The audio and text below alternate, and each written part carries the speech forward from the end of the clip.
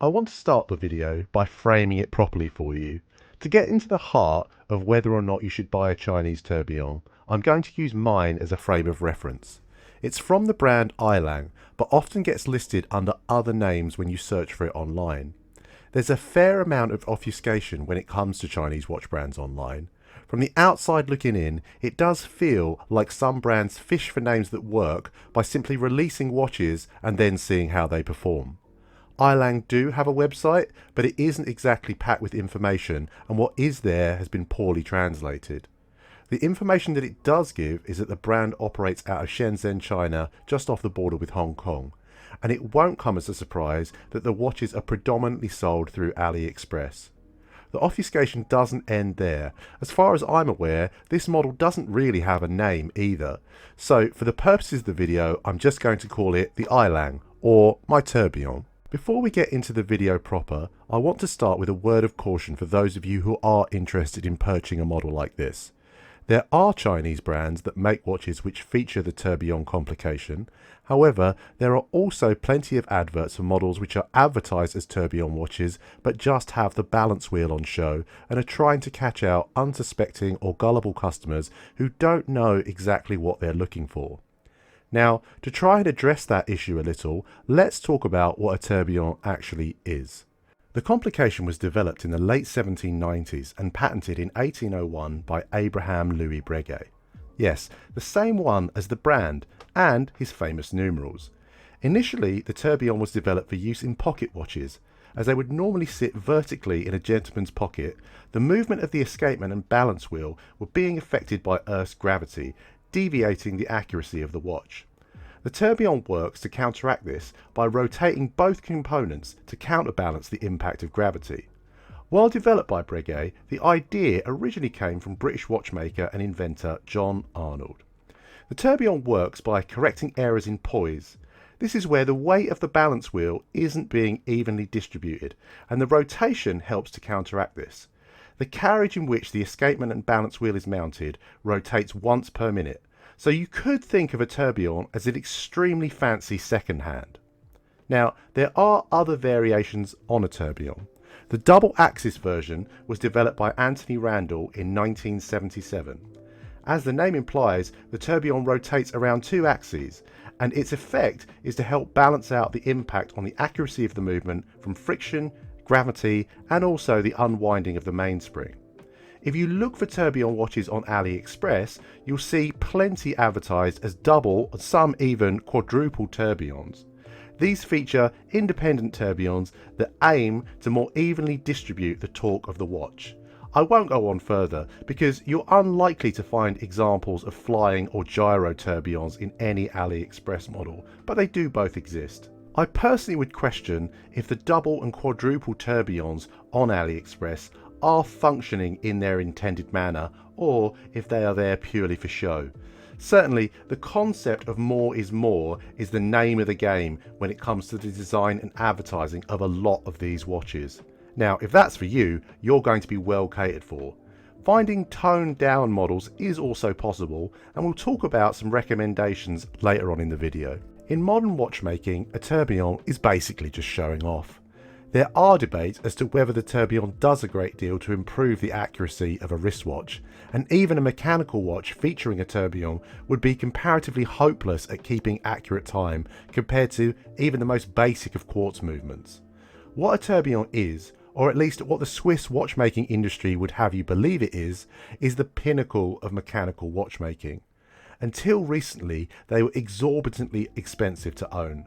They still are, but prices are comparatively falling, with lower end luxury brands like Tag Heuer offering models under £20,000. Now that is still insane money, but much less than a Swiss COSC certified tourbillon watch would normally cost. Now, it isn't as if Swiss watchmakers regularly discuss how much it costs to implement a tourbillon in one of their models, and why would they? Keeping that a secret only serves to increase its perceived value. While you're not going to get hand-finished beauty from a Chinese model, you are going to be paying significantly less. The Ailang model you've seen featured in this video cost me just over £200, including shipping and import tax. How is that possible?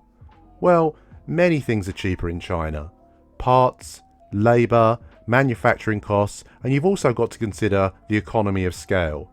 Tourbillons aren't exactly mass produced in Switzerland, but in China they are. For horologists with a realistic budget, this is your ticket to owning what has previously been a very exclusive complication that would otherwise be relationship ruining or completely out of reach. One thing I would say though is that it would probably be cheaper in most circumstances to buy another Chinese tourbillon rather than trying to get one serviced. Now, I will say that my sole reason for buying this model was wanting to own the complication. There was no real thought given towards the aesthetics of the watch on my part. I was simply looking to pay as little as I could to own a tourbillon. Now, like many models, they are trying to imitate more expensive designs, or if not mimic, at least replicate that look and feel. While I don't feel it's been particularly effective here, there are other models available at slightly higher price points that do a better job in the looks department if you want to wear and use the watch regularly. The Aesop Starry Sky is perhaps the most famous of these models, but there are other comparatively restrained models that you might consider. For me, this has always been more of an objet d'art.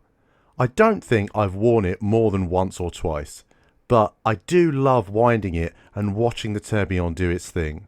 Really, I've bought a complication with a watch attached to it rather than the other way round with this particular model.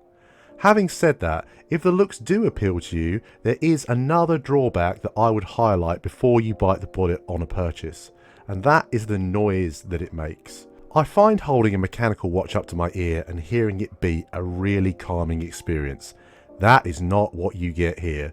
The noise made by this movement is so loud you'll hear it constantly if you're working in a quiet environment.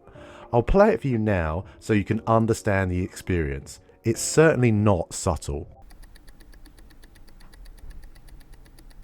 I don't want to imply that this kind of noise would be the case with all Chinese tourbillons, but certainly the least I can be sure of is that the build quality of mine has issues with the tolerances given the noise it's making. I wouldn't necessarily put much trust in its 50 meters of water resistance for that exact reason. The watch is manually wound, and not requiring a rotor to make it an automatic does keep the thickness down to 12 millimeters. From front to back, these watches are about showing off the complication, and you can see that through the exhibition caseback. The watch measures in at 40 millimeters in diameter, though I have seen some of the advertising talks about it being 42. It wears alright on wrist, but the dominance of the complication does mean that the hands are off centre. Nothing necessarily wrong with any of this, it just isn't really to my taste. As I mentioned, there is an exhibition caseback on the rear side of the watch to see the movement, but it all sits on one plate and isn't skeletonized, so it doesn't really give a great deal of insight into the inner workings. Now, we've talked a fair bit about obfuscation at the start of the video, and I cannot find any information on the movement that this watch utilizes or its accuracy. It's simply stated as a tourbillon on AliExpress. I do want to get a time grapher for the channel, but as I don't have one yet, I can't comment on its deviation, and it isn't stated on the company's website or advertising. While this is just speculation, I would suspect that all the investment in the movement has gone into including the tourbillon mechanism. I had initially thought that the movement would be from Seagull, and it might be, but it doesn't look the same as the movements they feature, so I can't be sure of its origin. So, should you buy a Chinese tourbillon? I think if you're a fan of horology, you won't be disappointed with the investment. It's certainly an interesting addition to any collection, though I personally wouldn't be wearing something like this on a regular basis. It's far more of a talking point than a watch for daily wear in my opinion. That might seem nonsensical, but there are plenty of things that we buy in life that are decorative, so why not a watch? At the price being charged for these watches, you're always going to have to make a compromise in some way, shape or form. It's certainly the only way that most watch lovers would ever be able to own this complication. Ultimately, it's going to be a personal decision. The feedback that I'd give is that I wouldn't buy one to wear, but I don't regret buying one to have as part of my collection. As ever, thank you for watching. If you've enjoyed what you've seen or found it useful, please consider dropping the video a like and subscribing for more content like this.